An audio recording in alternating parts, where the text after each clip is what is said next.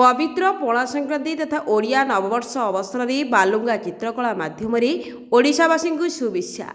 विशिष्ट बालुगा चित्रशिल्पी पद्मश्री सुदर्शन पट्टनायक पुरी नीलाद्रि बीच रे एक सुंदर बालुगा चित्रकला निर्माण करी प्रतिवर्ष भली चलित वर्ष ओडिशावासी को पणा संक्रांति ओडिया नववर्षर हार्दिक शुभेच्छा देइछन्ति।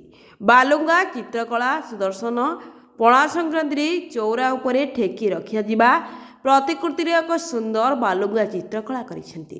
महाप्रभु श्री जगन्नाथंकर प्रतिकृति बालुगा चित्रकला स्थान देइछन्ती, जहाँकि बालुगा चित्रकला को आहुरी आकर्षणीय करिछि।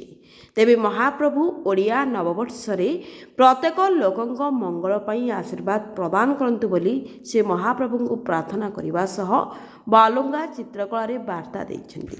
Report Odisha digital.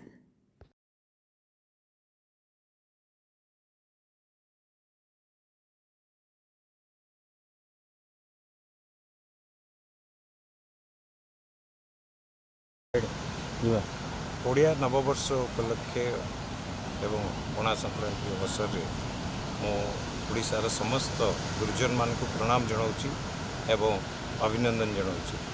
यही शुभ दिन अवसर में महाप्रभु जगन्नाथ को मु